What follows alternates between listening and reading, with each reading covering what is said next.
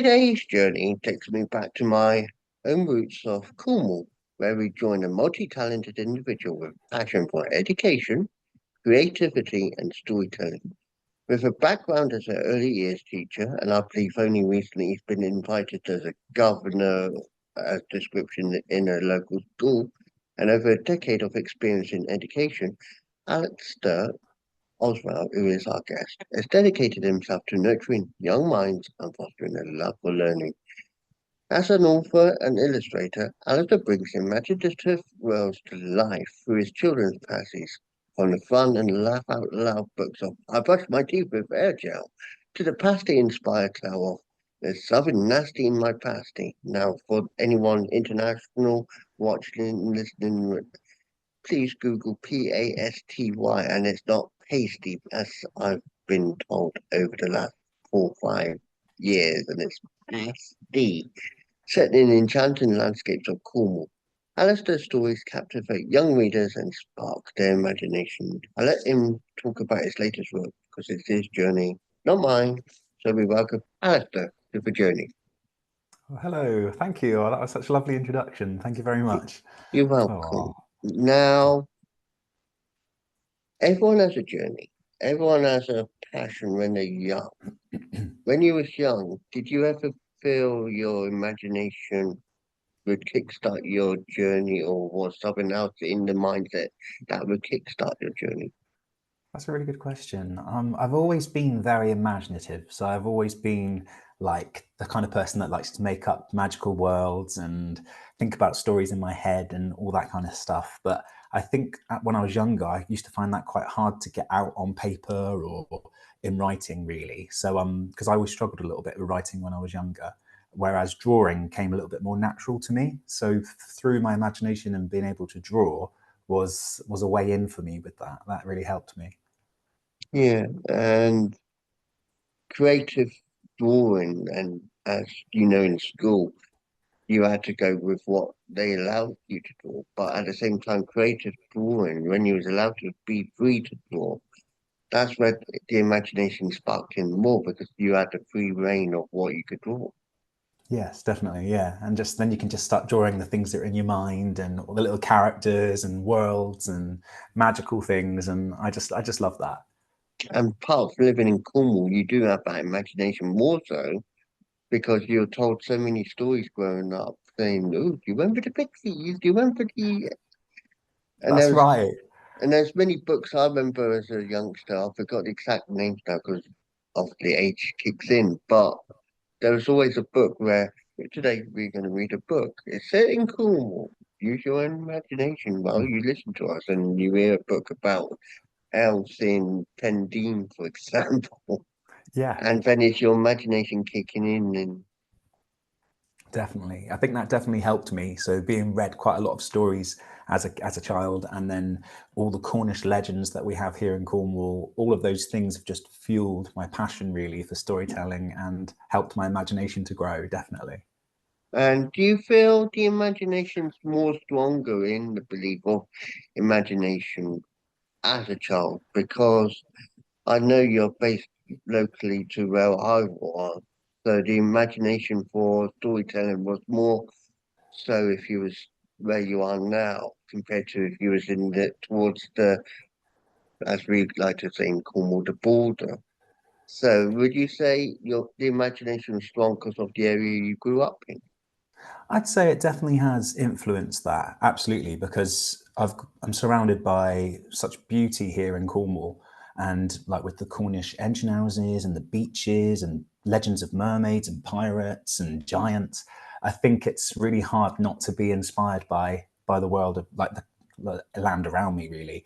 But I think as a child, especially, I think your ideas are a little bit more like out there and more kind of you think a lot more freely as a child, whereas when you're an adult I feel your ideas sometimes you have those voices in your head saying, oh, that's not a good idea or whatever, whereas perhaps as a child you don't have that so much. But I've kept lots of my old notes from when I was a child of like some of my story ideas and drawings, so it's almost like going back in time and speaking to like the 9-year old me for ideas. So I kind of do that a little bit still, which is really cool. Yeah, and I don't know because I know you work with the Cornish side of things as well. I don't know if you've heard of this legend, but there was a part of a legend that used to say there used to be a place in between Cornwall, the tips of Land's End, and at the Isles of Scilly, the lost land of Lying Ness. Ah, So there's always been because I like being creative as well, and I have written poetry, so I understand how it is. oh, But lovely. I've always been drawn to writing something like I did when I was younger. I wish I kept that piece of work now because it was just creative in its own right mind. But I would go back and I would look at that, go back to Land's End and look to where Land's End starts, the tip, and I'll try and see sillies. If I can't see sillies, I'll then will try and think of a new poem. Yeah, oh, that's really lovely. But it's just like the long lost land of Lying Ness, and when you can, it's an idea that I'm. It's just mindset. So Yeah. growing up, obviously going into secondary education, the broad scope was more so because obviously it was further education. Did you feel like the system was helping you learn in your skills that you wanted to develop? I think early on, I think primary school it did. I think primary school allowed for a lot of creativity back when I was at primary school back in the 90s. I think for me, secondary school was a little bit more kind of rigid and a little bit more kind of having to fit in certain boxes or certain groups academically. And I wasn't always good with that because there was things I was better at than others. So I'm better at the arty, creative subjects than I am at some more of the academic-y stuff, really. My strengths seem to be more art and creativity and music rather than like more of the like maths and things like that. Even though I do like a little bit, even my new book has maths in it, but I would usually go down the road of art quite a bit. So I think yeah, early on, I think in the secondary school, it was harder to do what I felt was my strengths because those core subjects are obviously so important as well. But I think it's so important for schools, especially, to encourage arts, encourage the music, the drama, the performance, the creativity, that kind of creative writing as well within storytelling, because it's just magical and wonderful for children to have and for young people to have. I think we shouldn't all be fit in a box of you have to be good at this, this, and this. I think everyone has their strengths and everybody does things differently and learns at different times as well. I think that's really important. Yeah, and I'm assuming you got taught art by the same art teacher I probably did, so that shows my age as well. Yes, I had a few art teachers, but one of them was I had a few. So I had Mr. Lyon, he was really cool, and Mrs. Grono, she was an art teacher as well. She used to teach ceramics, and I used to love Yeah, ceramics. And I think we had Miss Cullis as well. She used to do art. Yeah, that definitely shows my age. yeah, that's cool. They were really cool, really cool. And then I studied art later on then at college, and I worked with some amazing teachers there as well. So they were really cool.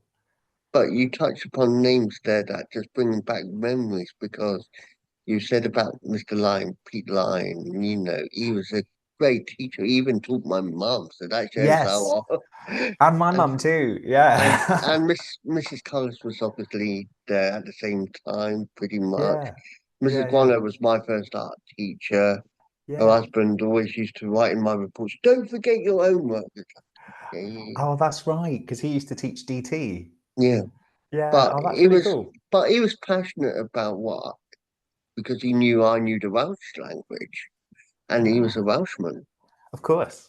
Yeah. So most of the time when he used to speak to me, it's half the time in Welsh, and everyone's like, "Why are you talking no differently?" Oh, that's cool. But Oh, there's many memories of school that I shared personally with loads of people. Like I explained there, you had Miss Ungate, yes. Oh, or Miss Ungate's amazing.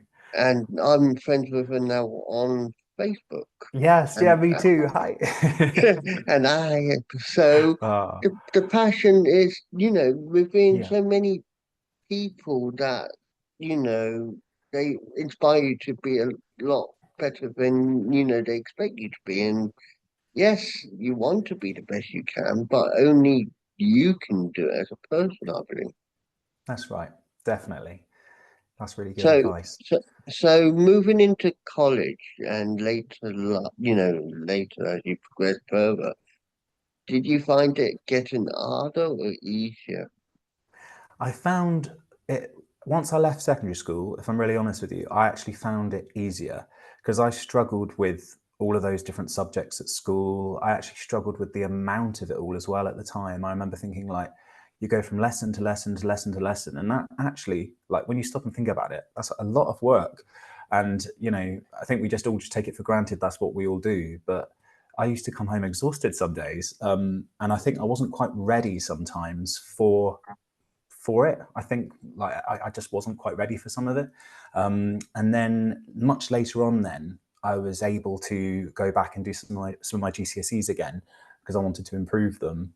So I did them as a young adult instead, which I'm really proud that I did that. So yeah, for me, college was easier. I felt I was able to be more myself as well. I made new friends. I made more friends with people that were into the similar interests to me with art and design, and I was able to just be myself more and feel more free and creativity. And I think it's because I was doing something I loved every day. I was doing art, I was being creative.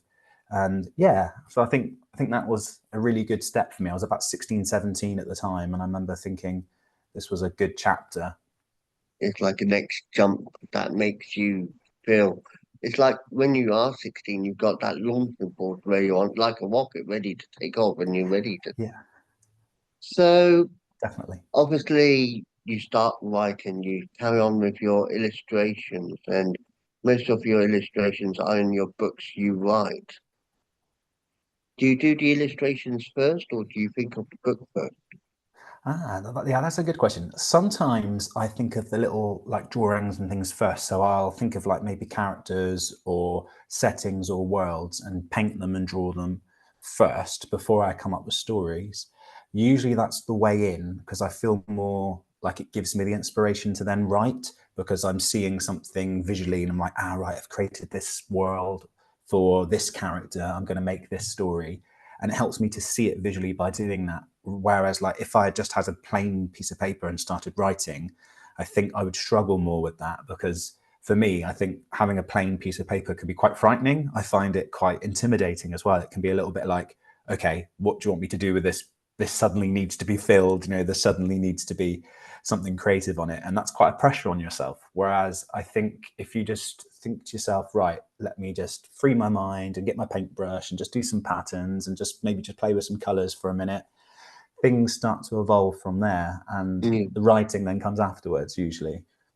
And the best thing about Cornwall, there is places you can go for inspiration, like I said, because there's so many locations you can go to. Absolutely. And then obviously in the early days there was local places you can go to and be creative and say, this is my work, like local media stations. You can go to a local media outlet and say, this is my work. What do you think? And that gives you opportunity in some cases to say, okay, we like your work, we publicize your work. Yeah, exactly. Yeah, definitely. There's lots of places that you can go to get that inspiration. We're very lucky. I feel very blessed to be here in Cornwall, Like, definitely. I don't know if it's still open, I think it is, the Cornwall Centre. You Oh, can go yes. there and you can say, Yeah. this is my work, and they will take it and they like it because it's Yeah, so. definitely. Going into your books, what made you start writing your books to first and foremost? Because obviously you said about the drawings. Was it from drawings you did and then you thought I could write with this, or you just Yeah, it was kind of a little bit of two different directions for that, really, because I always loved making stories up as a child, always loved drawing. That's always been a part of me. But then through art, so through the art that I did at college, I went into teaching art. So I trained for a year at the time to teach art and design post 16, which I absolutely loved. I did that for a year. And from doing that, I got to work with primary schools as well. And then I retrained as a primary school teacher through after teaching art for a year, which was incredibly brilliant. And I loved that. And I did that in 2018 now. So, and then I stayed as a primary school teacher for, well, I was within primary for about 10 years in the end, because I was a teaching assistant before I became a teacher. And I think through that journey, that was especially, that ignited that love for storytelling again, because I had to tell stories to my children every day at school. So I was starting to fall in love with the idea of like children's books and stories quite a bit. So being a teacher has definitely influenced my writing and my storytelling. And that's where my first two books kind of evolved from, really, because of, well, all of them, I guess, all of my books, but through that kind of education, learning a message through the story kind of angle as well. And I would just read the books to the children in the class to see if they would like it, just like to sort of test it out. I'd just make stories up. And they used to respond quite well. And I thought, oh, maybe I'll, perhaps I'll do something with this. And yeah, and that's kind of one of the ways of how it started, really. Now, Yeah. about mini books. Yes, there was illustrated books when I was in school, but there was also books that you had to use your imagination. Like there's one famous book, The Fate of Jamie Physic.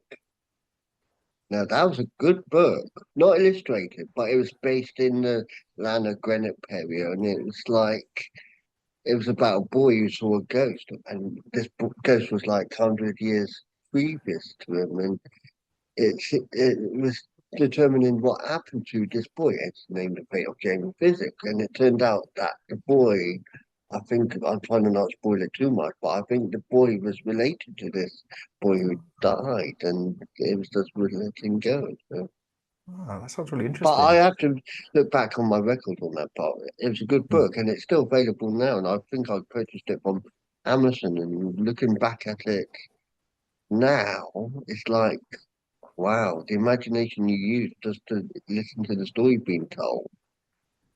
Yeah. I think that's very magic. I think there's nothing more magical than your own imagination, because you are bringing that to life in your mind, aren't you? I think that's really special. Like it says here about there's something nasty in my pasty with one of your books. Now you got the Uh, illustrations to go with it, but if you listen to that, you just reading it as an audible version, your imagination can run. yeah, What's in my pasty?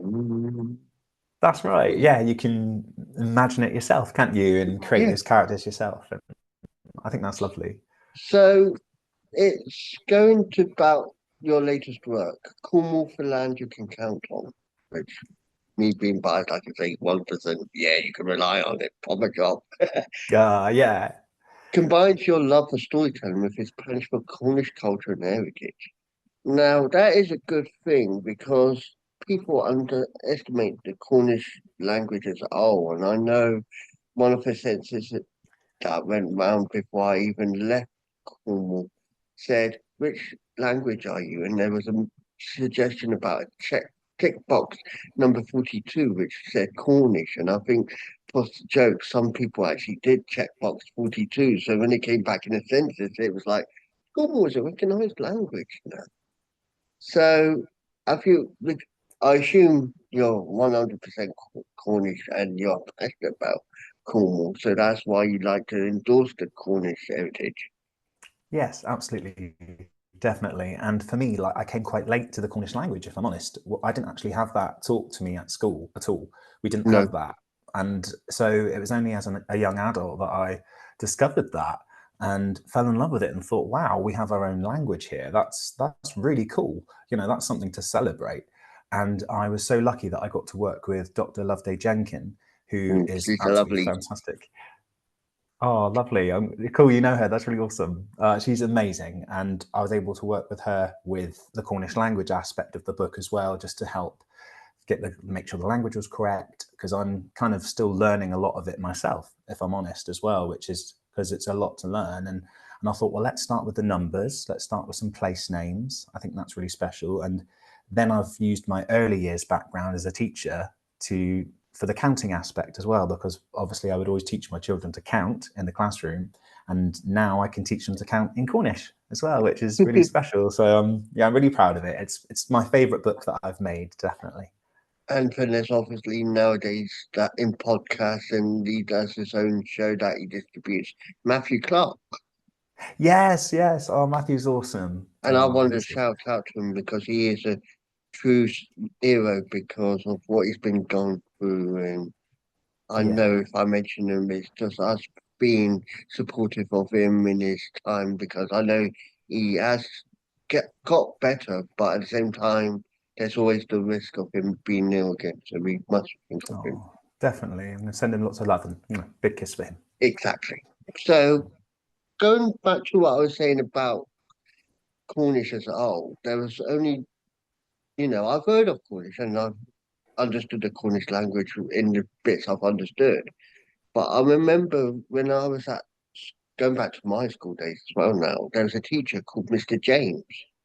Sadly, he no longer is with us. I think he was there as you were starting.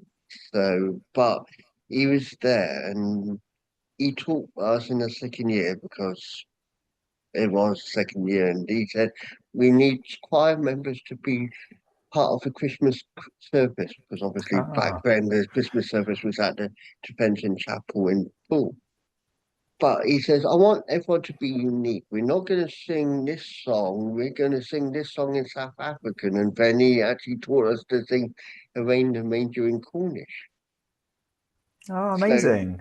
so we learned one song. I forgot what it was. I think in the end I found out it was the South African national anthem that we were singing. Oh, Only by wow. only by default I found that out because I was watching a rugby match and watching like who's got something and it was the South African. But for this Cornish, Christmas service, he asked us all to sing away in the major in Cornish. Oh, that's so lovely. Oh, I love And that. I was only 13 at the time. Well, actually, yeah, I was 13 because I was the oldest my year. I was 13. And for us being young teenagers singing in Cornish to parents at Christmas service, it's like, wow. And Mm. not everyone knew because he didn't really introduce it, but he was passionate about Cornwall. You could hear it in his Oh, voice.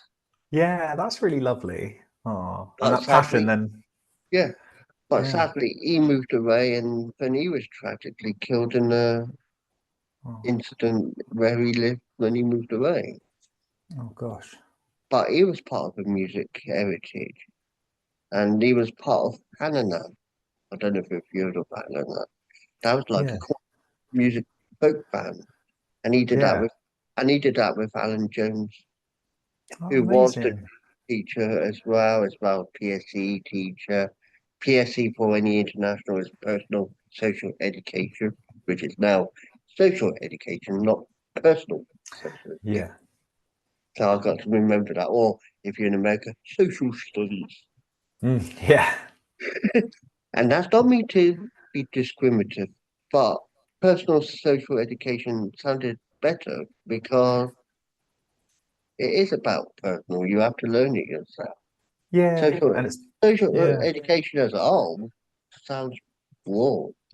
Yeah. And it's personal to you, isn't it? It's Mm. personal to your experiences and your life experiences. And yeah, I can understand that. So going back to what I was saying about your latest work, Cornwall for Land You Can Count On, combining storytelling with passion for Cornish culture and heritage.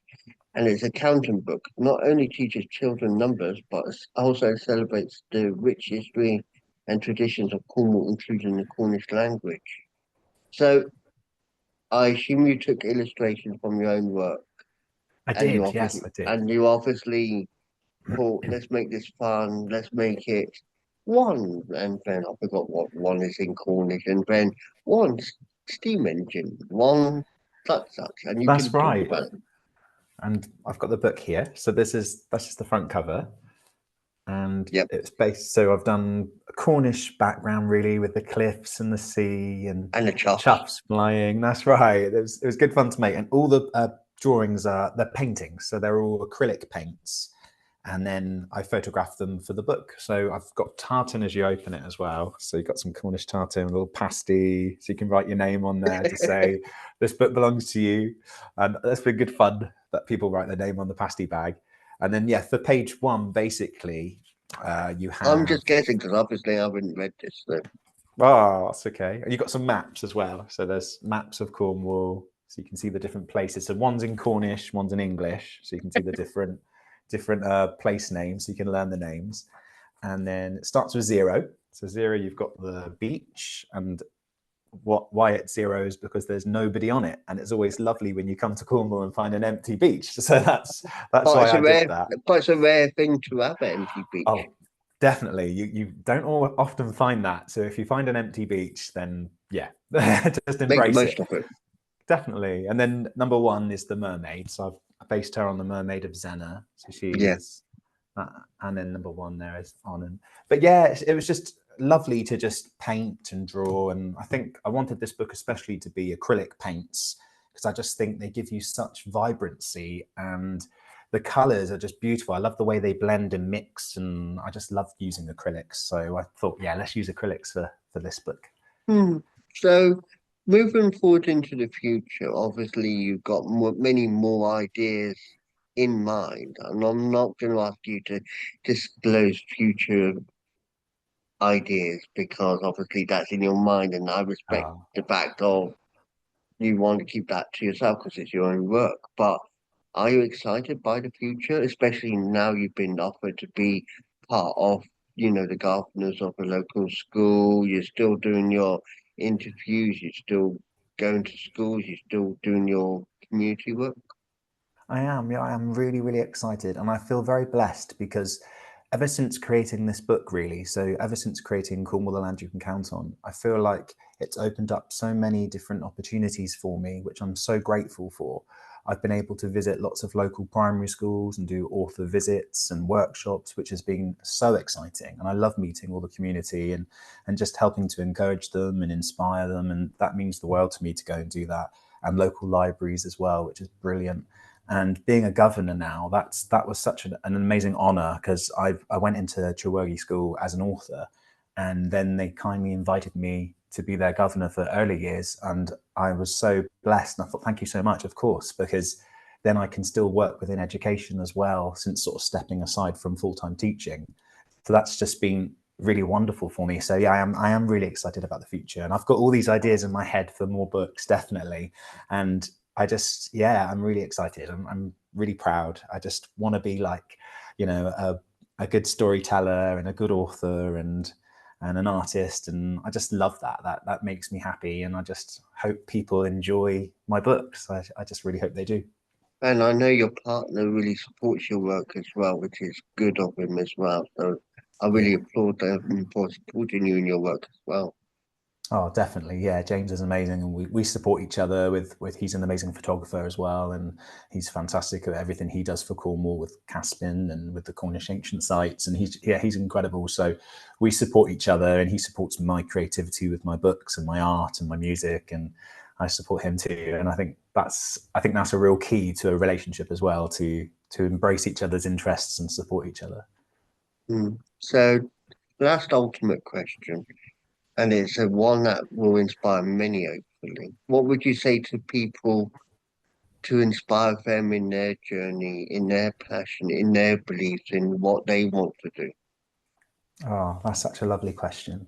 I'll absolutely go for it. So if you're someone there thinking, I want to try something new, or you want to write, you want to draw, you want to be an author or whatever it is, or whatever their dream is, absolutely 100% go for it, because like you don't get a second chance at life.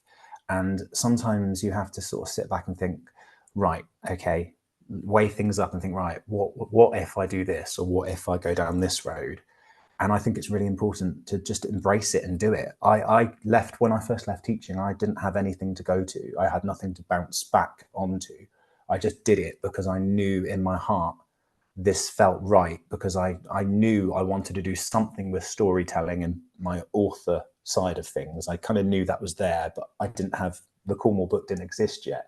It was still sort of paintings and things. So yeah, I would definitely say to anybody, just absolutely embrace your dreams, go for it. Don't let anybody stop you, and just just grab the world. You deserve it. Everybody deserves happiness, and yeah, that's my advice, I think.